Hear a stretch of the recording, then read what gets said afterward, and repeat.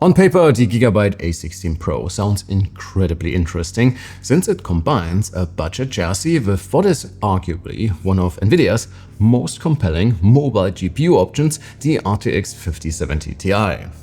It is also one of the only laptops that staffs the higher-end mid-range card for a little of its power budget to make sure it can still fit in what is a pretty sleek chassis.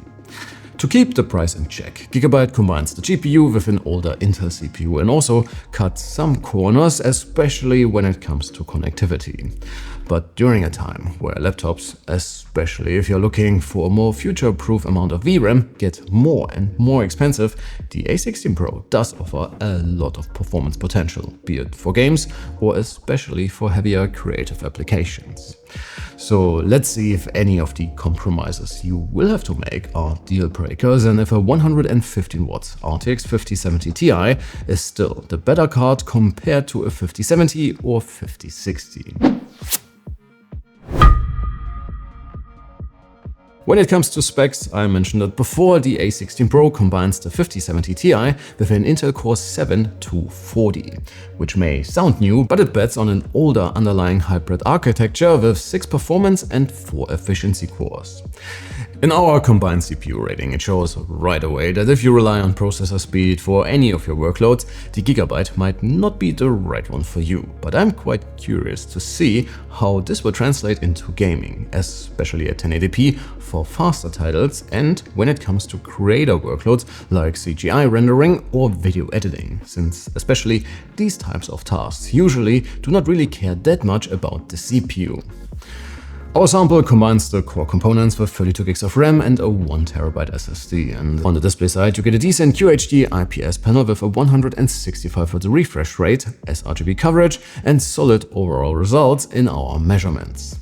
Sure, it's not OLED, as you will get in some of the A16's competitors, but those ask for a much steeper initial investment, and I used the Pro for both gaming and for some of our videos, and it's been absolutely fine, especially considering the price point here. While the Gigabyte is of course not cheap, most of your hard-earned cash will definitely go towards the GPU running the show here, so you will have to deal with a mostly plastic chassis, and similar to the display, well, it's fine. There's a bit of flex when you really look for it, but in terms of looks and overall material feel, I think Gigabyte did a solid job balancing things with the A16. Ports are a bit of a different story though, and in addition to the less than ideal positioning towards the front of the keyboard deck, you have to accept the lack of USB 4 or Thunderbolt, and one of the USB-As on the right hand side is just a very dated 2.0. That said, the overall selection isn't too bad, with a total of 3 USB-As, a single USB-C 3.2 Gen 2, a network jack, an audio combo port and HDMI 2.1. Wireless transfers have been pretty speedy and stable throughout our testing, and the webcam, well, it's there. But considering that not even expensive high-end gamers offer a better experience, I won't give the A16 too much of a bad time here. When it comes to inputs, I'm personally a big fan of the switches, and the keyboard offers a very comfortable overall typing experience with a pretty solid layout, unless you use the arrow keys a lot. The touchpad follows suit and did what it's supposed to do without any issues. Alright, with all of that out of the way, let's circle back to performance, and contrary to our CPU testing, the A16 Pro can easily keep up with other 5070 Ti laptops we have tested so far in our system performance benchmarks, despite the fact that those bet on faster CPUs, thicker chassis, more power for the GPU and are more expensive almost across the board. The SSD is probably helping a bit and offers speedy transfers, but unfortunately has to thermal throttle during our torture tests. But what about that 115 watts RTX 5070 Ti? Well, in our synthetics, the A16 Pro can keep up with its technically faster contenders quite well, even in Firestrike and despite its CPU handicap. And Nvidia's upper mid-ranger eats every 5070 for breakfast, and it can keep that advantage in time spy, but has skewed slightly to its full wattage siblings. In Blender, you also get a decent boost compared to the 5070, and especially with heavier scenes, the 4 additional gigabytes of frame buffer will for sure be a godsend, even aside from render times. And I tested the A16 Pro for our videos as well, and our Blackmagic footage does run quite well on most systems, but things get a bit laggy after a while when you fill up the VRAM. So the overall editing experience was quite smooth on this one, and with its relatively accurate display, the A16 could be a great option for someone just dipping their toes into content creation. When it comes to gaming, our 1080p performance rating shows a bit of a mixed picture, and the A16 cannot really pull ahead that much compared to some 5070 laptops, while the Legion Pro 5 is ahead quite a bit, thanks to Intel's last-gen mobile flagship, the 275HX.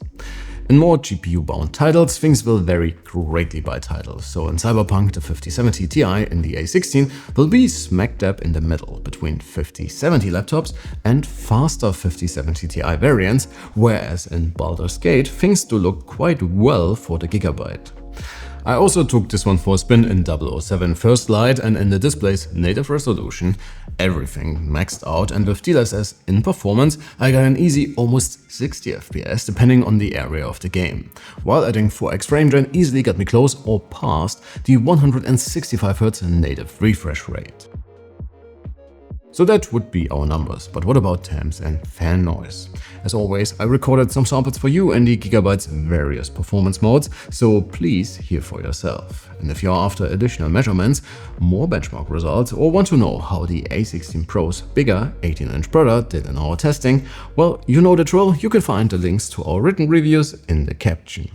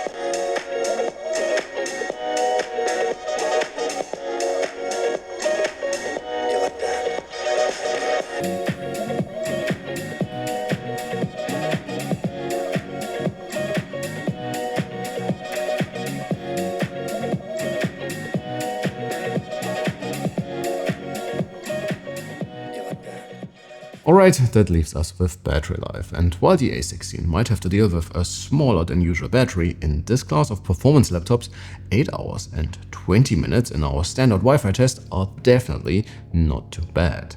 So did the experiment of stuffing a higher-end GPU into a more budget chassis work out in the end for Gigabyte?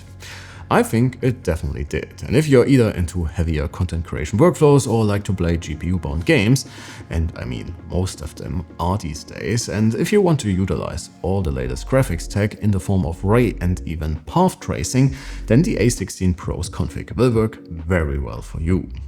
The lack of a second USB-C and a faster overall connection standard stings a bit, and so does the USB 2.0, but this way your mouse dongle at least got a permanent home.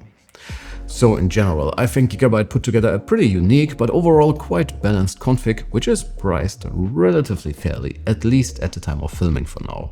But let me know what you think, feel free to sound off below. Please leave a like and sub on your way out, and definitely have a look around the channel for more about tech and laptops. Thanks a ton for watching, good people. My name is Alex, you have been absolutely fantastic, and I can't wait to see you all in the next one. Take care.